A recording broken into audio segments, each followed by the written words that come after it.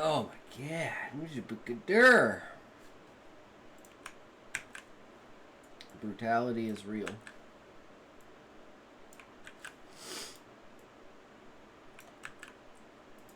Okay, notes on...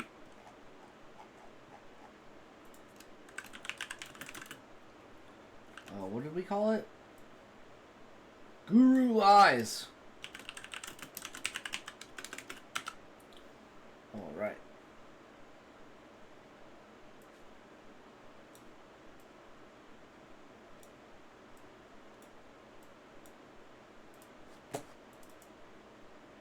What is the worst writing advice you've ever heard? Perhaps it came from a teacher, maybe someone in your writing workshop. Perhaps you didn't realize it was terrible advice until maybe years later. Well, unfortunately, sometimes the greatest writers out there give terrible advice, and it's time to dispel some of those false notions. I'll start at number 7 and then work up to number 1, which is a doozy. Number 7, Hemingway said to write drunk, edit sober. Yes, this is writing advice so popular, it's even on t-shirts. And people quote it because it sounds really fun to quote. But is it true? Now, if you take this I don't know about that. Then yes, it's gonna be a big problem. There's this huge culture of alcoholism in 20th century fiction. Ernest Hemingway, F. Scott Fitzgerald, Tennessee Williams, Raymond Chandler, Edgar Allan Poe. Unfortunately, drinking your socks off does not actually make you a better drafter of.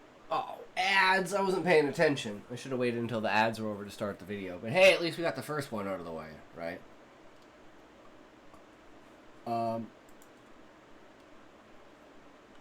I write and edit while high.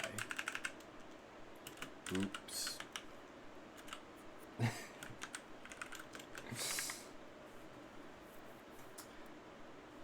Inebriation and like they said, like take Adderall and you write your book in a day. It's all it takes. An Adderall. The writer's ultimate weapon. The military has nukes, writers have Adderall.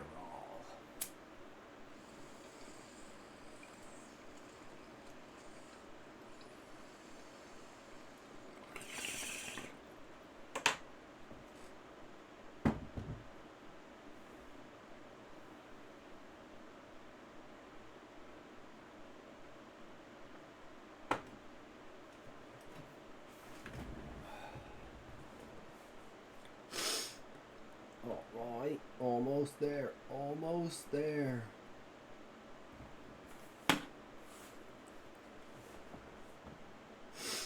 Alright, welcome back. Fiction. Neither does psychedelic drugs, although Frank Herbert wrote Dune on them, and Hunter Thompson gulped them down in handfuls for Fear and Loathing in Las Vegas. Yep. But there is a sliver of truth in this if you take it figuratively. What he's really saying is that you could interpret this as write without any sort of filters, and then edit with a very critical, rational mind. Now that I can get behind. Many writers make the mistake of trying to draft while using their critical editor's mind, and therefore they don't finish because their editor's mind keeps saying, hey, none of this is any good. Yeah. Listen, just don't start drinking a beer every single time before you write. Or don't become an alcoholic because all these famous writers made it seem so wonderful. Number 6, Mark Twain said, write what you know. Okay, the whole journey of writing is discovering what you don't know and then filling in those gaps. I prefer Ursula Le Guin's advice on this. She said, write what you know, but remember that you are dragons. I love this because it allows for all the imaginative possibilities of a boy wizard or a comet hitting Earth or alien visitors. But I will say that this advice is salvageable if you only apply it to the emotional content of fiction. For instance, if you went through infertility with a spouse, like I did, then you understand the deep pain of not being able to get pregnant. So that's an excellent topic to present in fiction because you know it so well that you have this raw emotional power behind it. But right, that would be like mine. That would be like loners, right? I feel like I'm a loner that's like, I'm the only smart person in the world. Everyone else is dumb. I know what I'm talking about. Everyone else is stupid. I know everything.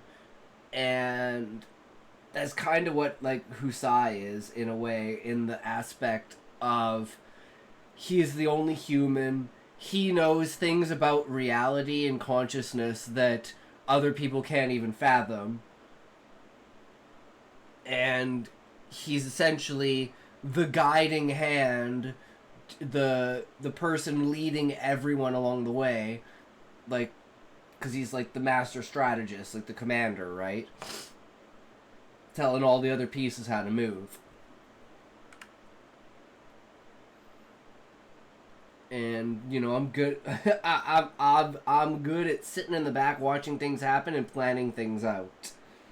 So that definitely turns over into like a loner type character that spent a lot of time in a library but wants to go back out into the world now. What you know is rubbish if that means only write about your particular job or your particular neighborhood. Jobs or places are things that you can research. Those are things that you can learn. So take what you know emotionally and mix it with a whole bunch of stuff that you don't know. That's the beginnings of a good novel. 5. Ray Bradbury, Write Every Day. One of the most memorable pieces of Write Every Day. Good novel. 5. Ray Bradbury.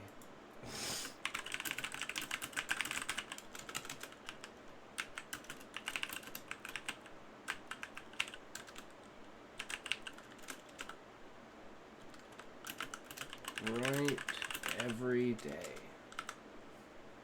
Ray Bradbury, Write Every Day. One of the most memorable pieces of writing advice that Ray Bradbury ever gave was, you must write every single day of your life. I used to believe this advice. I used to stand on street corners preaching this advice to any writer who wandered by. But when I actually look at my writing career, I am much more of a binge writer. I will write furiously for 3 or 4 hours every single day for 2 months and finish a novel. And when I finish with that binge writing, then I usually take a break. Sometimes I'll take a break from fiction and then tinker around with some nonfiction for a little bit. And then there are plenty of days that I don't write anything at all. For instance, I didn't write fiction for a whole year after I published my first book, I Will Shout Your Name. I was disappointed in the sales and I wasn't sure what to write next. Ultimately, don't put the pressure on yourself to have to write every single day. 4. John Updike, genre fiction.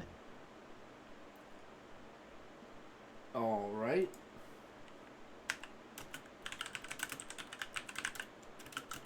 Genre fiction is badly written.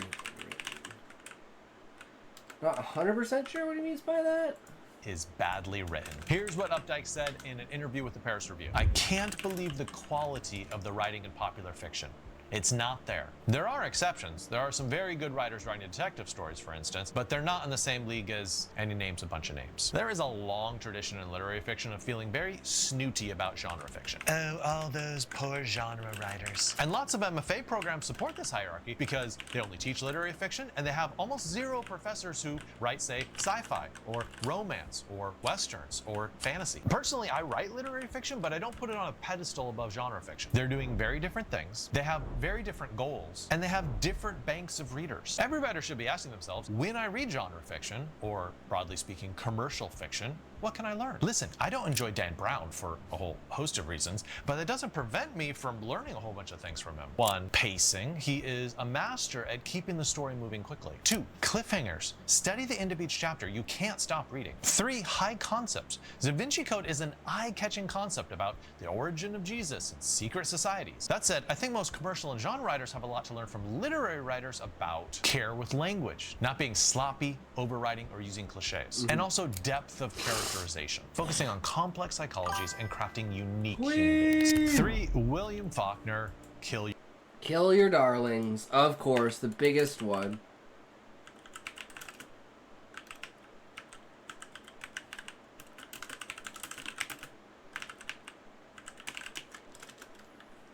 I didn't stream today! Your Darlings. In his Nobel acceptance speech, Faulkner famously said, in writing, you must kill all your darlings. I think this started off as good advice, but it's been warped by a few generations of writers, and now it's kind of terrible advice. What it started off with was this. When you have a passage that's very precious to you, it's a sign that it might not be serving the story's best interests. It's serving your interests because you feel so proud that you're the one that wrote it. Okay, so that's not the worst advice ever. Every part of your book should be designed for the reader's pleasure, rather than you saying, look how smart I am. But Kill Your Darlings advice has mutated into something like, when kill you your really characters. like a passage, you should delete it. What? If I like a section, I'm gonna keep it in the book. That's basically the whole process of revision, is winnowing between the stuff I like and the stuff I don't like. It's also turned into this catchphrase that writers sort of like bludgeon other writers over the head with. So instead of telling a writer to revise based on the phrase, kill your darlings, I would recommend that they revise based on keep what gives the reader pleasure. It's a positive phrase rather than a negative one,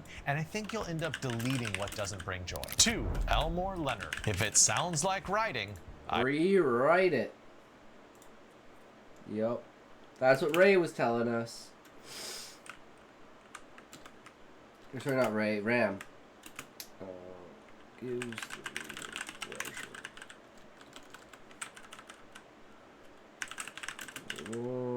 Leonard. Sounds like...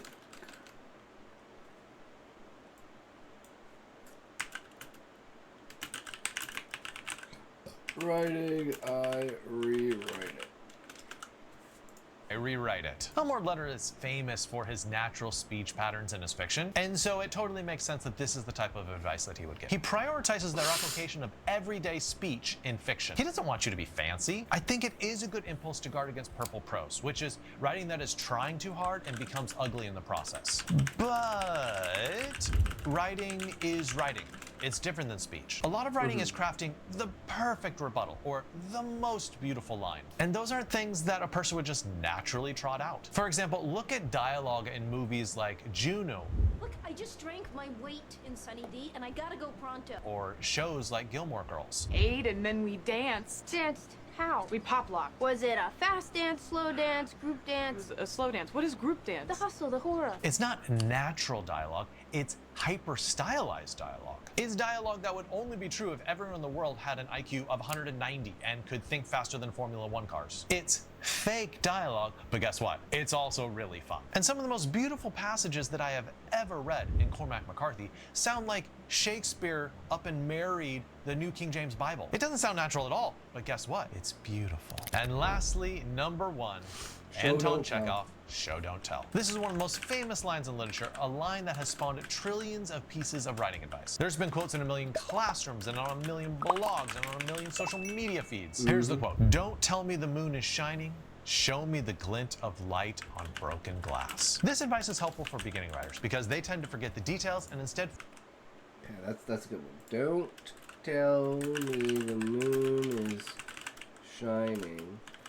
Show me the glint of light on broken glass. The nuance. It's like the customer is always right in matters of taste.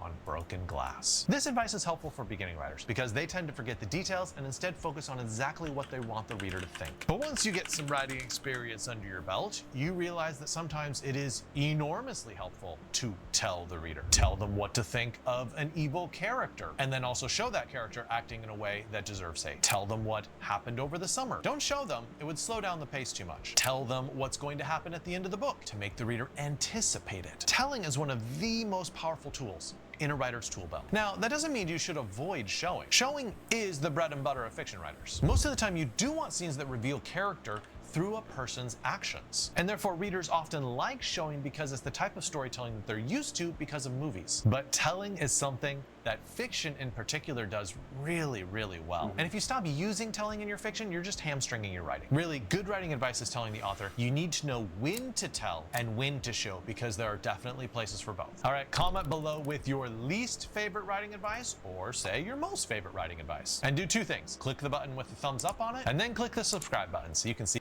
True. Alright, guys, it's another Bookfox video down.